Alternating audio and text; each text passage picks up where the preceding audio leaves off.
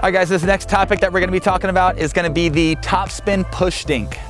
Keep in mind that anytime that we hit a push dink, we have to feel like we're in control of the dinking exchange.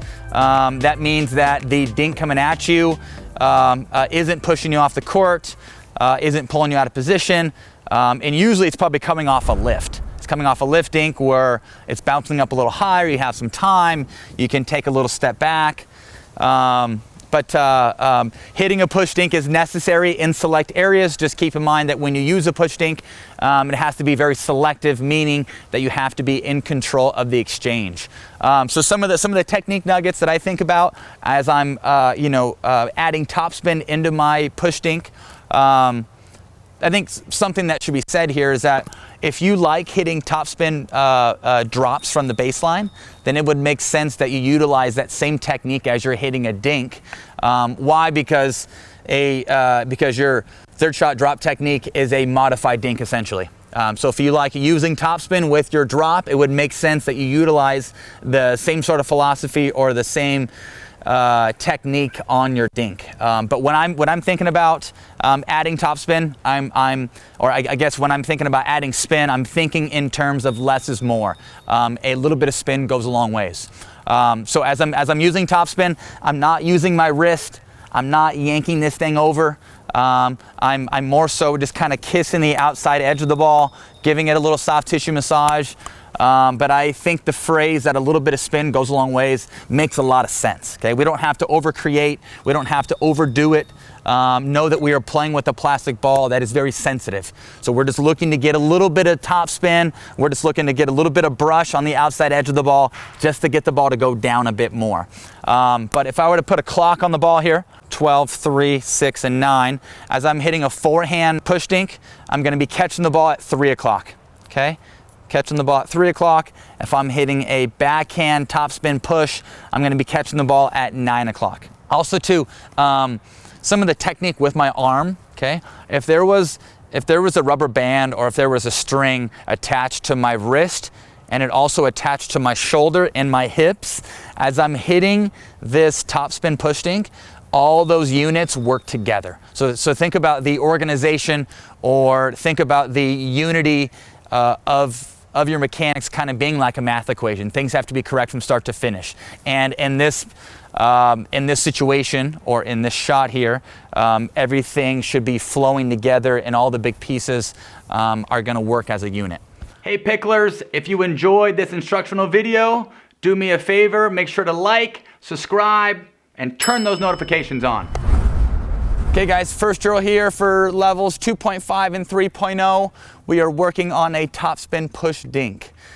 In order for us to work on the fundamentals, in order for us to really get the technique down and understand how to properly add some topspin on a push dink, we're gonna do it from a very stationary drill. So first drill, you're gonna be tossing and hitting, okay? Or you're gonna bounce and hit for yourself.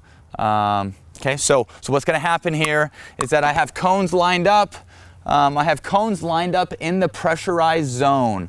So just to kind of give you an idea, here's our kitchen 7 feet. Here's our 3.5 foot line that breaks the kitchen in half. Let's call this the shallow zone, this 3.5 foot zone in here, this little alleyway, call that the shallow zone. Okay, this is our neutral zone. And then if you see where my cones are positioned here, this little foot alleyway right in front of the kitchen line there, that is called the pressurized zone.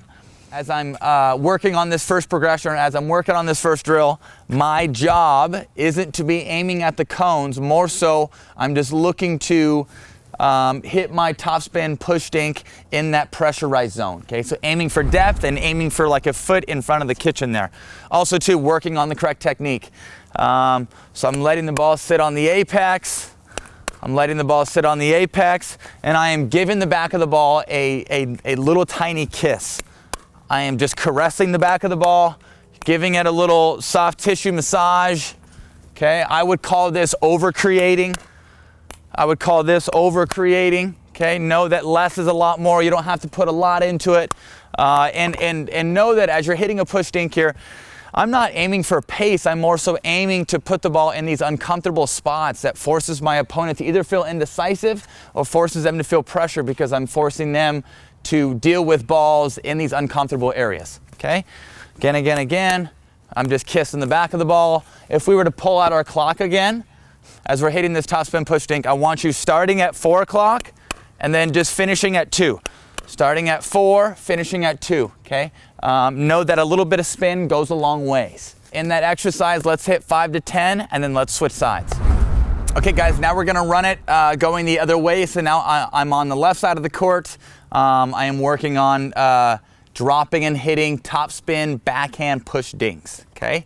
I would say that I use my backhand topspin push dink probably 20% of the time. I usually like to slice a bit more. That makes more sense to me. It's more comfortable to me.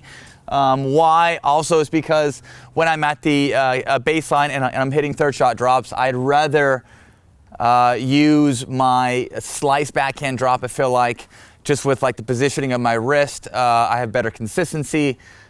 Just all in all, I'm just much more comfortable with being offensive on my backhand side from a slicing standpoint versus topspin. But we're gonna work on this here. Same thing. I'm gonna bounce for myself, let the ball come to the apex. Bounce for myself, let the ball come to the apex. I would say that I'm catching the ball at 9 o'clock now, finishing at like 11 or finishing at 12.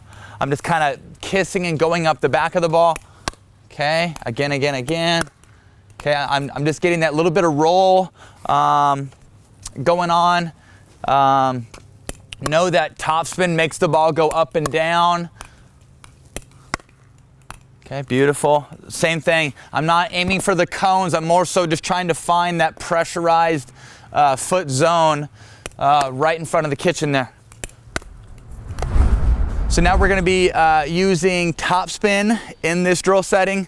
So what's going to take place here is that we're going to be dinking back and forth. We are both looking to be offensive with that topspin push dink, but we're only looking to be offensive with our push dink when we have time, when we're stable in the correct location, when the ball is in yellow. Just keep in mind that when you're using that push dink, that all the little pieces have to be there. Make sure that that your preparation and your organization is like a math equation. Things have to be correct from start to finish. Okay. In this drill setting, so we're both looking to push when necessary. We are also looking to use a reset dink when we get pulled out in the outside quadrant. This is the outside quadrant. Also too, on this side over here, this is the outside quadrant. I would say a common tendency with higher level dinking is that we get pulled out of position and we want to look to reset that ball back cross court versus reset it back in the middle. Okay, so dinking back and forth, looking to be offensive, using that topspin push dink, and then resetting when we get pulled out in the outside quadrant. And then also too, if we get pulled wide enough and the ATP is available, you can look to hit you can look to hit the ATP. Okay, Jim, you ready here, buddy? Yep. Okay, let's do it. Okay, dinking back and forth. Okay, resetting back in the middle. Okay, there we go. Start working my topspin push out of the air or off the bounce. Okay. Jen, that is very nice of you. Very nice of you. Okay. Okay, resetting back in the middle. Move him around. Up. Reset back in the middle. See that there? Anytime that I'm on my back foot, anytime that my feet are still moving, I probably shouldn't be hitting a push dink, okay? That should always result in a lift dink. Sorry, that's my fault, sorry. Thank you. Look at those wheels. Push.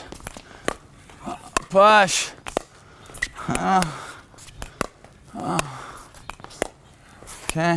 I'm just kissing the outside edge of the ball. No way. Okay, let's go other side here. Okay, ready here. Same drill, other side, topspin push dink. Okay, taking some out of the air when I can. Okay, here we go, off the bounce. Reset back in the middle. Reset back in the middle. Start moving him around. Okay. Oh, that's a good ball, nice. Topspin.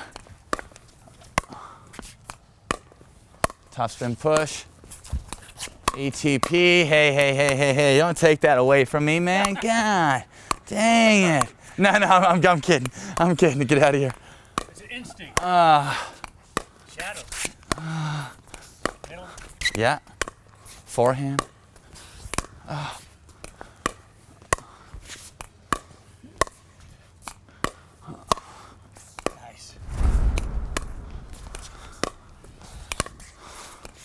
So I'm being very selective on the ball that I push and that I lift. As you can see in that exercise, just when I'm not working with a whole lot of time and I'm half volleying, or I'm making contact outside of my bubble here and I'm scrambling, I'm always looking to lift back. We're only really looking to push when we're stable, when we have enough time, when the preparation's there. So I would say be very selective in this category. Okay guys, game here for levels 2.5 and 3.0. This is gonna be for Topspin Push Dinks. Coach Jim and I have cones in front of us and they are cross court from us. So we're gonna be aiming towards the cones. We're gonna be dropping and hitting, and as we drop and hit, we're gonna drop and hit with a Topspin Push Dink. Okay, we are gonna try to hit the cones. The first person to hit 4 cones is the winner here.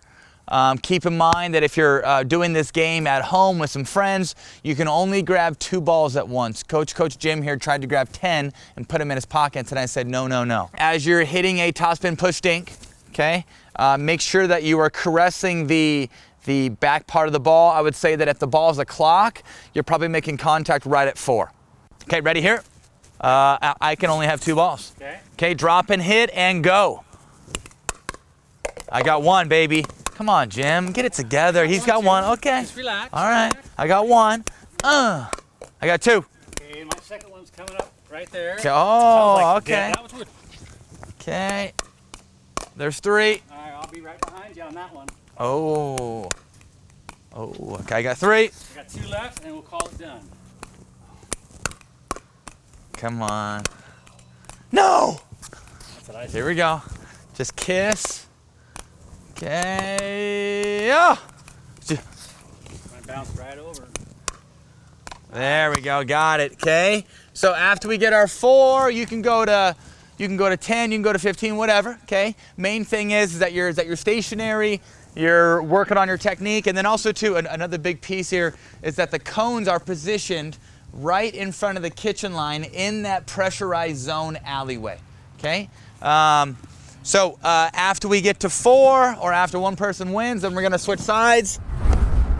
Same exercise, first to 4. Jim's now working on his forehand topspin push dink. I am working on my backhand topspin push. Okay, ready here? And go. 1, 2, all day long, man, all day. All day.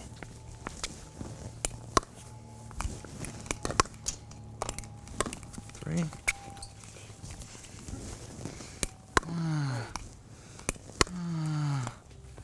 Hey, oh, thank you, thank you. I've got 3. Oh, okay.